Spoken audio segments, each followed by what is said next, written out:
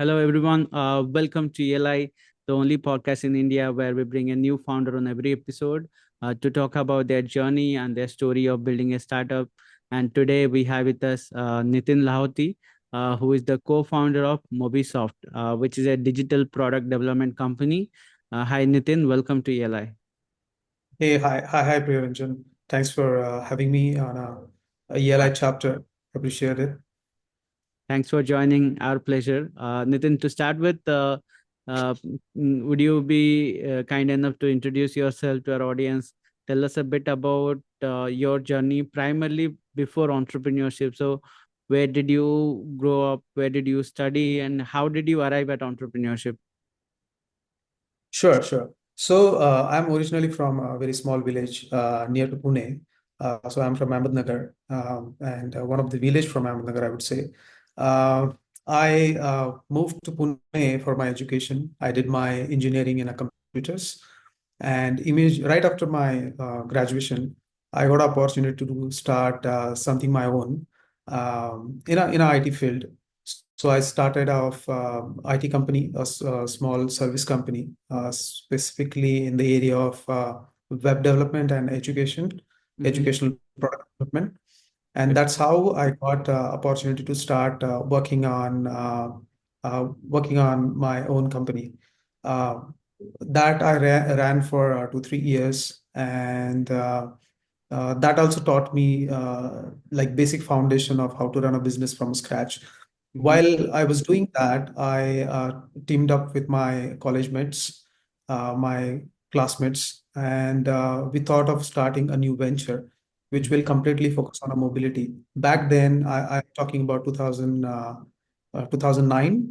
Back then, the mobility ecosystem was building up with a Android and iOS ecosystem in place. And we all of us saw opportunity that we can create a company which can focus on a mobility, and we can be at a center where we are addressing a different problem for users as well as for enterprises. And Mm-hmm. that's how Mobisoft journey have started. Okay. All right. And how has the venture evolved over the years? So you started with mobility, but again, mobility became mainstream. Everybody is sort of now mobile first platform. And I think some of the recent projects that you've been doing is around the latest technology, which are AI, machine learning, image recognition, and so on. So tell us about it. Yeah, definitely. So when we started, our thought process was, okay, we'll focus on a mobile. In a year or two, we realized that it's not about mobile. As a company, you need a complete digital engineering competency. So Mm-hmm. we built our entire digital technology stack, which will focus on end-to-end product engineering offering to global clients, right from UX or UX research, I would say, to scalable cloud implementation, and in between everything like web application, mobile application, backend, analytics, data. So over the period, right from 2009 to till date, uh, we have gained that entire competency of building end-to-end product uh, in-house, and we have been offering product engineering services to all global clients. Um, we are fortunate enough to got opportunity to work with startups, SMEs, large enterprises, and got uh, different complex problems to solve, different range of solutions which we have built uh, Mm-hmm. across the industry. So Okay. that's uh, that's what like, and while doing this, we also got opportunity to work with tech entrepreneurs and startups, Mm-hmm. where we really help them building a complete intellectual property, partnered with them to build end-to-end product for them. Got it. Can you give some examples, like what kind of a product that you have built, in which markets, for which all industries? Right. So Mobisoft is also present in US. We work out of Houston office as well, and we got a facility in Pune. So we got a good exposure working in Houston. Houston is known for oil and gas and healthcare. So we Right. got early days we got a good opportunity to work with both. But I'll mention healthcare. So in the healthcare, we partnered with university research groups. We partnered with local startups who were solving complex problem around patient care or patient adherence, clinical trials. So we partnered with them. I would say one of the startup called Ceremedy. We work with them who were trying to solve a chronic care problem Mm-hmm. specifically for a cancer patient. So we partnered with them to build an entire product for them, Okay. wherein patient can be provided interface, or say I would say iPad application or mobile application the moment that they get out of hospital, Mm-hmm. and their entire care coordination will happen through this platform. That platform was successfully rolled out in a large hospitals in the US, and we were partnered to implement the entire tech stack for the startups. Likewise, there are many examples where we got associated with innovative startups who were trying to solve certain problems right in advance and build a futuristic solutions. Got it. And I believe you are now sort of transitioning into a product based company. You are now rolling out your own products as well into healthcare, logistic, retail, and so on. So can you tell us about that briefly, each of these products? Yeah, definitely. So, but before that, I will just brief what we are doing right now. We are building a product suite in transportation and logistics. We have seen that the urban mobility is one of the big problem every country is facing, Mm-hmm. because a population is moving to the urban area, and we are estimating that almost 70% population by 2050 will move to urban area. Mm-hmm. What it will do is it will create a huge problem. Uh, it will put additional pressure on the infrastructure, on a local transportation, and it will also cause convenience. By Right. addressing by considering this challenge, we have been thinking of building certain sort of solutions which will address different use cases across these industries.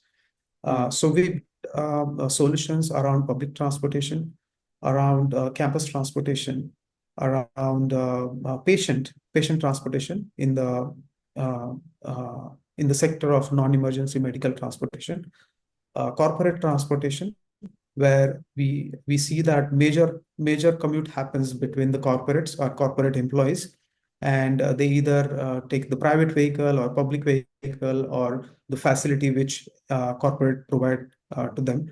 So Mm-hmm. we are building a complete range of a solution to address different problems in a transportation. By doing so, our aim is to push green mobility. Our aim is to achieve efficiency by implementing smart routing algorithms, by implementing solution which will reduce the congestion. Because we see that the future is a shared mobility. We see the future of EVs, electric vehicles, and a smart commute, and also autonomous autonomous vehicles. So we want to be a center of that, and hence as a company we have been building a couple of solutions to address various problem of this industry. And is this for India market or is it for US market? This is for a global market. In Mm-hmm. India also, we have been working with the companies.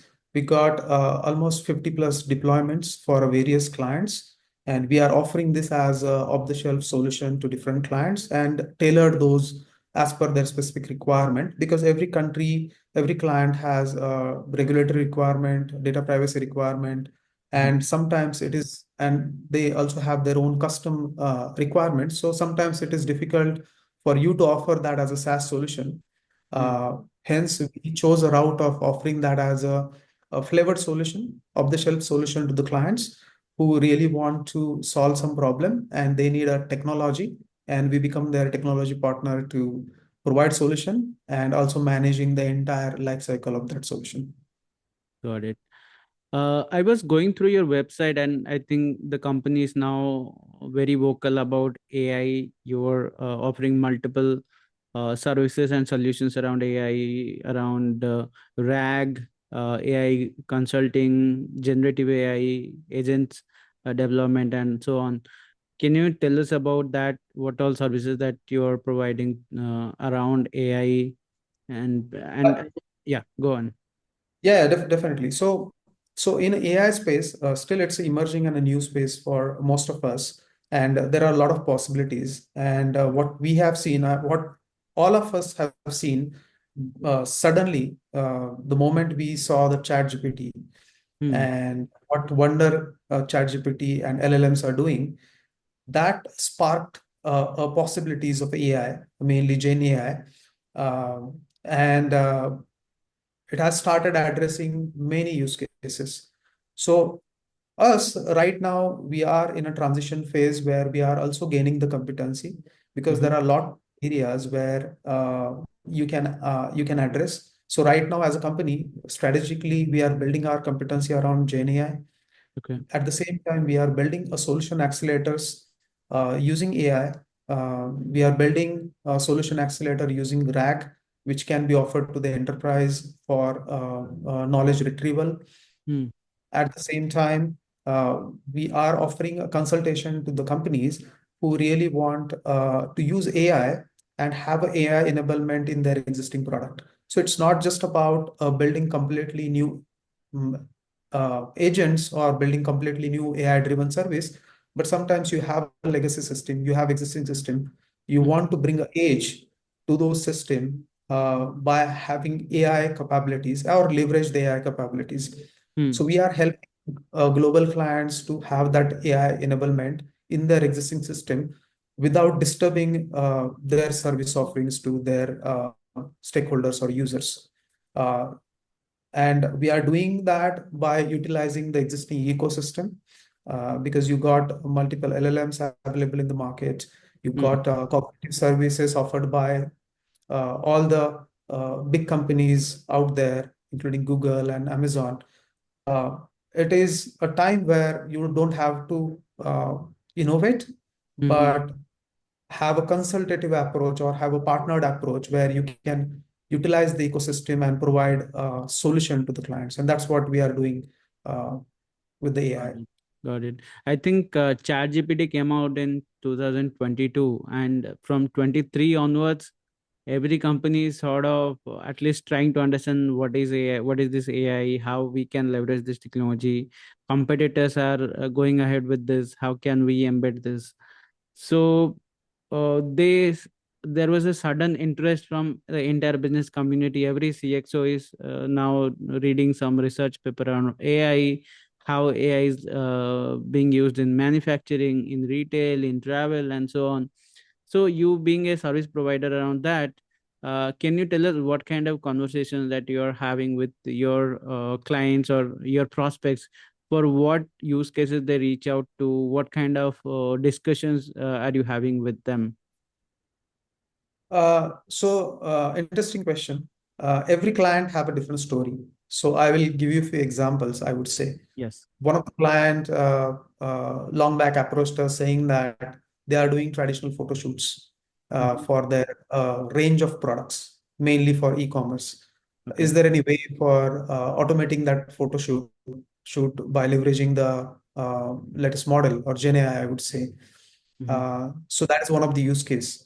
And within that, the complex use case could be a sari, which is like Indian attire, which is very difficult to Right. map. So this is one of the use case.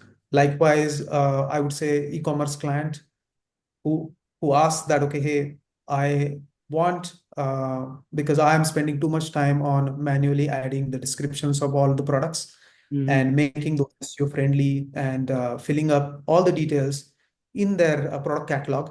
So is Hmm. it possible to leverage Gen AI, which can smartly recommend that what description you should have for each and every product? At the same time, it should not hallucinate and give a correct information, because otherwise it will misguide the potential customer, Right. and also address the problem of SEO or indexing. So Hmm. that is another use case. Uh, Very interesting. The recent conversation with one of the client that they have a huge data. They are research company, and they hold a lot of research papers with them, and they have their internal team, and it is very confidential information. So they need a system they want to utilize true capability of LLM, where they want to have their private LLM deployed within their organization or on their GPUs, and which will train on the research knowledge they have, and which can be utilized by the associates, their employees, in some cases their end clients also, in a very safe and secure manner with as access restrictions. So these are the latest, I would say, challenges or opportunities which enterprises are dealing with, and they want to truly leverage the possibilities of AI. Hmm. Also, what I have witnessed recently is some companies are using AI as a gimmick tool for marketing. So Yeah. uh, they are just simply saying that we have AI features as well. AI inside earphones, AI in washing machine, AC, refrigerator, you name it, TV. Of course, there are some use cases, but I think in a lot of cases it's a overkill. AI is not required in many of those places.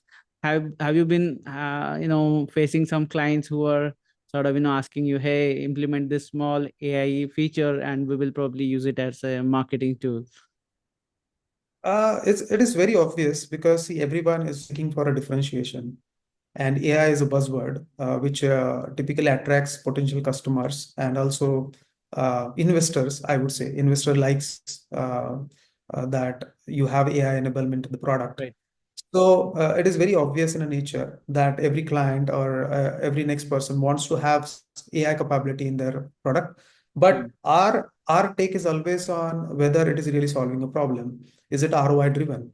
Otherwise, you will be spending not only on building things, but you will be also spending a recurring cost of maintaining the AI capability, because you might be using OpenAI in the backend, you might be using a number of API calls, and if it is not giving you true ROI of implementing or utilizing the models, then it doesn't make a sense economically. Mm-hmm. So our take is always that we have a proper consultation to the client. We discuss pros and cons, and we also discuss ROI, and then then give true advice that whether this is the right time for AI enablement. Got it. Got it. Speaking of backend, I think this is an interesting point. When anybody wants to, when anybody sees any AI, they suddenly assume that it's probably built on ChatGPT or probably built on Gemini or any sort of text-based AI tool. In most cases, it is true, but I think there are other AI models used in the backend, especially for photo. I think Leonardo, or for voice there is 11 labs. A lot of other technologies are in place which are a little different, specialized in their own domain. And can you tell us, educate our audience about what are the different AI technologies that are there? There is machine vision, computer vision, and so on. So a lot of different technologies can be implemented. It's not just about generative AI or LLM. Yeah, so what is happening right now? You got a set of generic LLMs out there. Now we are moving towards specialized LLMs. We are moving towards specialized systems or agents, AI agents, which are doing a specific task more efficiently than the generic models, right? So there are range of tools available for each of the use case, be it a photo, be it a video, and it is continuously evolving. When I'm saying evolving, it's not about years. It is literally a week. Every week you would see that additional capabilities or better model with the better efficiencies or new model with the efficiencies, and it becomes very tricky for you to take a decision which service needs to be used. As a company also, sometimes it is challenging for us to recommend that okay, hey, 11 labs is a good for so and so service, but at the same time you have to also take into consideration whether they are reliable, what is the efficiency, do you see any challenges, or do you see any better alternatives which are cost effective? So our approach when it comes to using specialized services or specialized, I would say, AI tools is always research oriented. We experiment ourselves and then we actually recommend to the clients that, okay, these are the services we recommend to use. At least they will sustain for a couple of months or years. And we will also have alternative to those. Mhm. So yeah, it is quite challenging these days because there are plethora of AI tools and platforms available, and it is very tough for someone to really choose one until unless they really do the research and figure it out which one is better. Got it. And speaking of agentic AI, I think one recent disruption that has been happening is the agentic AI being able to not just write code, but do a lot of DevOps work, do testing, and do continuous improvement of applications. So essentially, slowly, it's replacing developers and IT teams. And India's IT market sort of boomed because there was a lot of requirement of resources who would write code and probably take care of applications, maintain them. And I think you were operating in that particular space for some time, outsourcing the IT operations for companies. What will be the future? How does the future look like for a company like, let's say, TCS or Infosys, Wipros of the world? How are they going to evolve? How are you company like yours will evolve over the years when AI will take over a lot of those works? Interesting question, and definitely, I would put it in this way: any creative job in the world will or is getting impacted with the AI, and that will happen over the period of time because as AI efficiency will improve, ultimately the outcome would be better and better, and it will replace certain jobs. But at the same time, it will also create a lot of opportunities for a next generation uh, of using true capabilities of AI. So consider an example of a developer or a QA these days. They are equipped with certain tools like a Claude or Lovable or any developer assistance tool, which are actually helping them to improve their efficiency and make a use of true AI capabilities, help them with the coding or writing test cases or whatnot. Now, if you say that it might kill certain jobs, but it will always create a jobs for skilled people because it will act as a efficiency tool. So as an organization, every organization or every business, I would say, will have to transition through reskilling of their people, will have to transition through their processes and fit AI capability into their processes. So job shift will definitely will happen. Um, Companies who do not adopt AI capabilities in a true sense, be it a service company or a product company, including people, they will be largely impacted. So gone are those days when we used to say that I am expert in so and so technologies, and for next 10 years I will be doing the same thing. No, this is a time where every month you'll have to learn something new and stay relevant in the market. And if you don't do that, certainly it will highly impact the job. And as a IT company yourself, how are you sort of seeing the transition inside your workforce? Are you restructuring your workforce? Are you laying off employees because the same amount of work can be done by lesser number of people with AI coming in? Is AI sort of fast tracking your projects? Uh, what are the things that you have been witnessing? Uh, so we have been witnessing restructuring definitely, adoption of AI frameworks and tools. So we, as a company, we have a separate division who is actually responsible for evaluating uh, changes in the practice, be it a development practice or any discipline in the organization. That how we can make a use of certain tools and frameworks within a legal boundaries because. Uh, there is also debate on whether code generated by AI tools being used or not. So we take client consent also for the same. But we see that there is a restructuring happening because of efficiency improvement. And definitely, we also see that there is a need of adoption at the same time restructuring of entire organization, and that is happening. I think every company, I would say. So yes, we are witnessing that. Finally, looking ahead in the future, let's take an example of next 5 years. What are the things that you foresee as a techpreneur yourself? How do you foresee your company evolving and the industry evolving in next 5 years? And where do you look yourself and your company after 5 years, probably in 2030? Uh, Yeah, interesting question. It is tough to answer considering the landscape we are dealing with right now.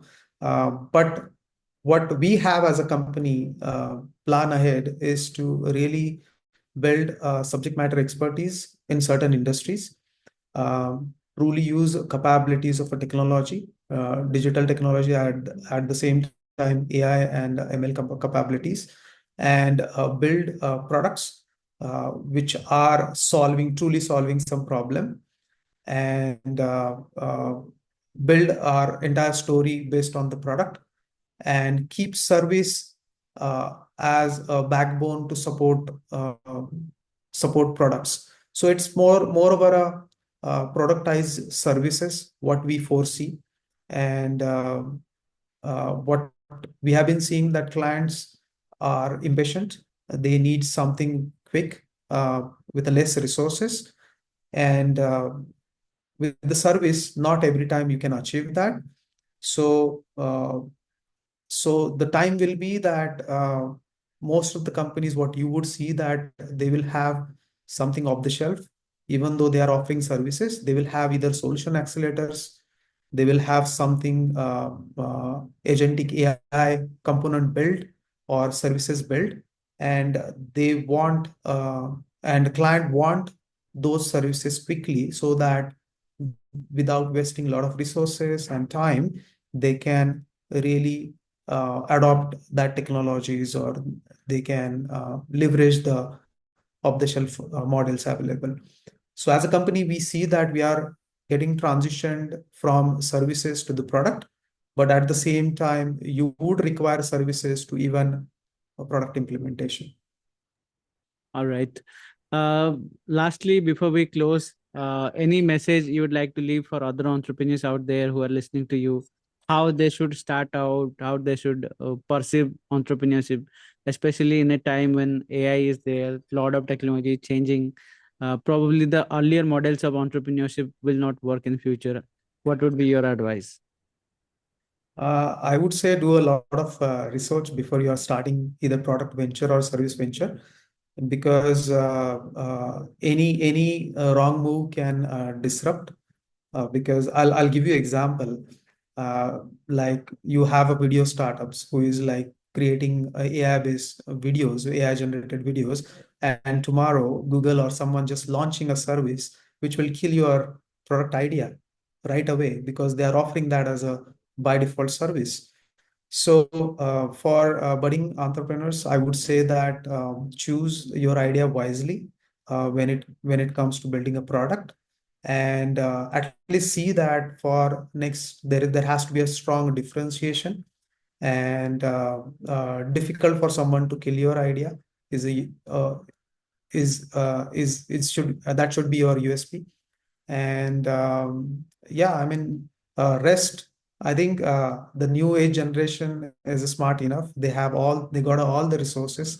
They Right. got a people like you, podcasts like you, where they got to learn many experience, and all the knowledge is out there. So uh, I don't have a special advice for them, but I when it comes to product idea, that's what I would say, that choose your idea smartly, and then get started hustle. Yeah, absolutely. Thanks for joining, Nitin. It was a pleasure to have you on our platform, and kudos to you for doing so much of innovative stuff. Thanks. Hey, thanks, Priyaranjan. I appreciate it.